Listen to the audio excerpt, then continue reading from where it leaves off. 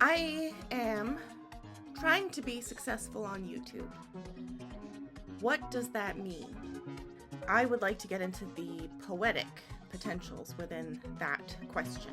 I'm Lauren, she, they, ATM.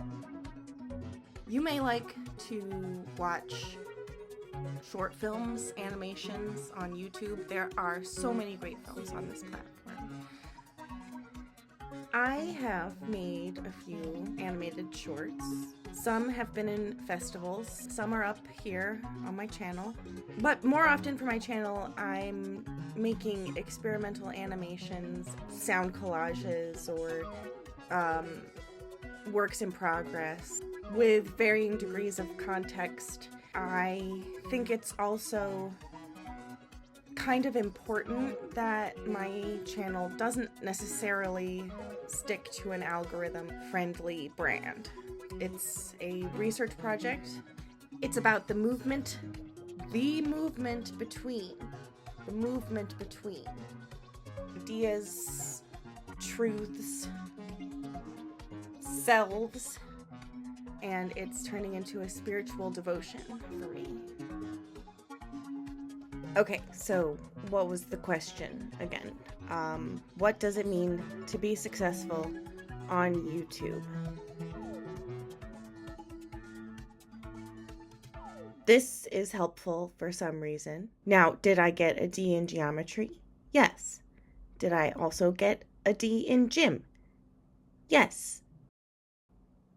So I made a song. The message is about success and eternalized. Those who joy the loudest throughout my life. And then I now repeat to myself, I'm tangled through evangelical emotions. For instance, the Presbyterian aggression to erase one's desires while visibly demonstrating affection. Rather specifically,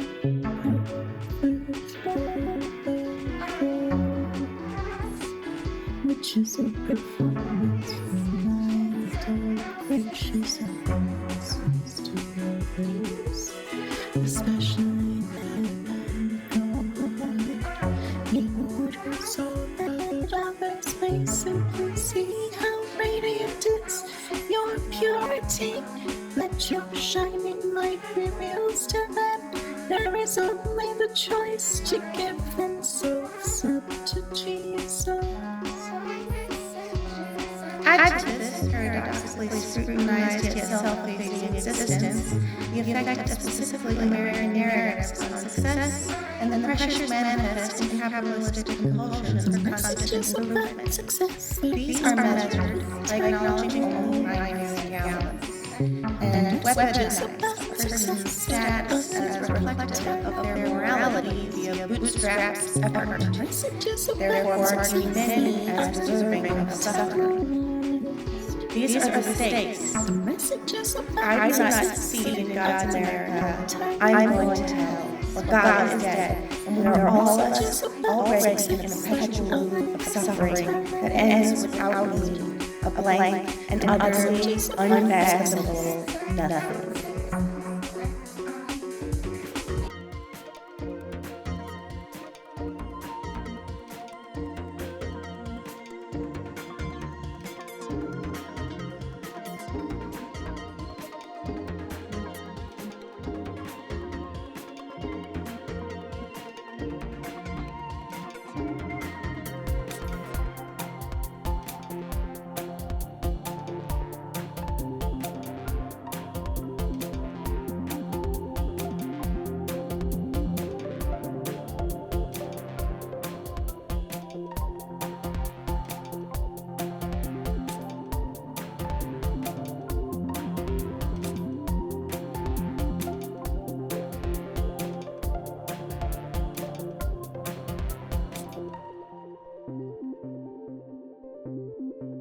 Okay, why are we talking about white Midwestern American Christian womanhood all of a sudden?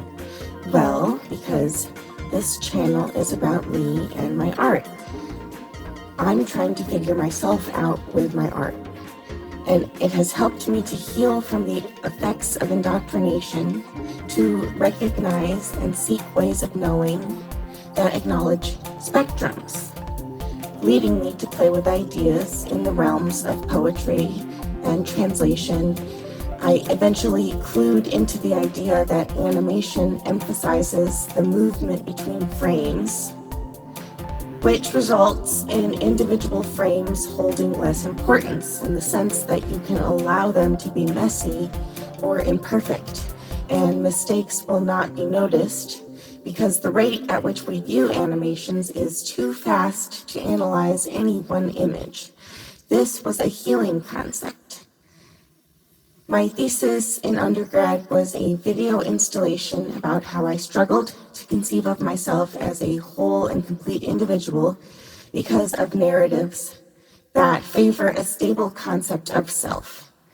When my lived experience at the time, struggling with wrangling aspects of my mental health, reflected vast differences in what I perceived at different times to be absolute truths, which would contradict and cancel each other out.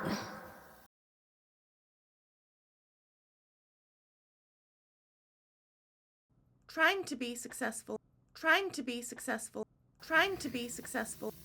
I do collage poetry that springs from autobiography because it heals me, but at the same time, I would argue in favor of artists trying to figure things out in public and emphasizing the process of figuring, stressing the process of experimenting and searching by highlighting the way expressions change over time and how that relates to a more accurate depiction of relationships to the truth that one encounters, like reading through an infinite sketchbook.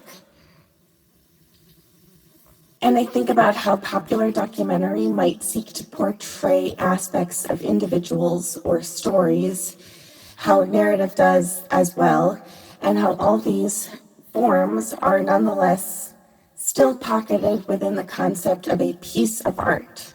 On YouTube, you have the potential to document a different aspect of identity, the movement between momentary thoughts and insights across periods of time, like reading a sketchbook.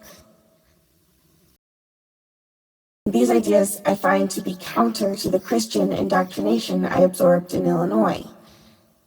I made a fever dream of an animation for a forthcoming gross-out, humorous, and heartfelt anthology collection of short films, all about a parasitic worm with a little orange tuft of hair.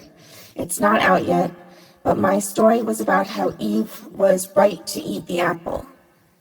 By triggering the act of consumption via digestion of the apple, she triggered the process of life itself, of time, of movement. Naturally, this brings death as a consequence, as she too must be consumed by the worms of the earth. Before she ate the apple, everything was a still frame in the Garden of Eden, a perfection, a heaven of absolutes.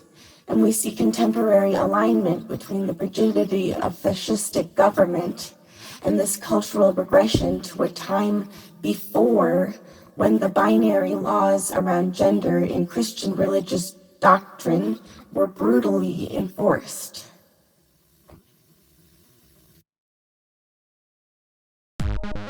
I don't want to talk about the things we've gone through.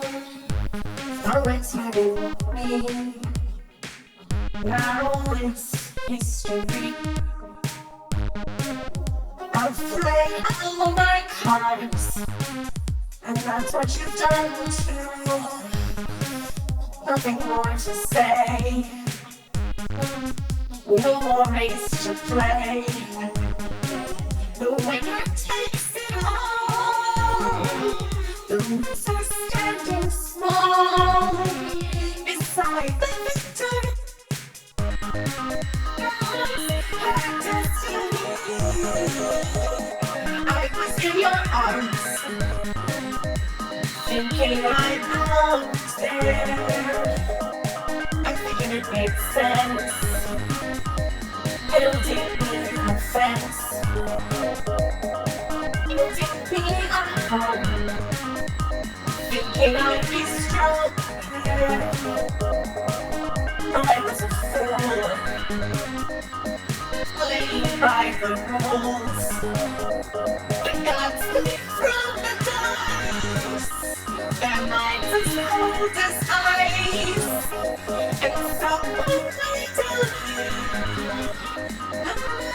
someone deep. Oh, it takes has to fall.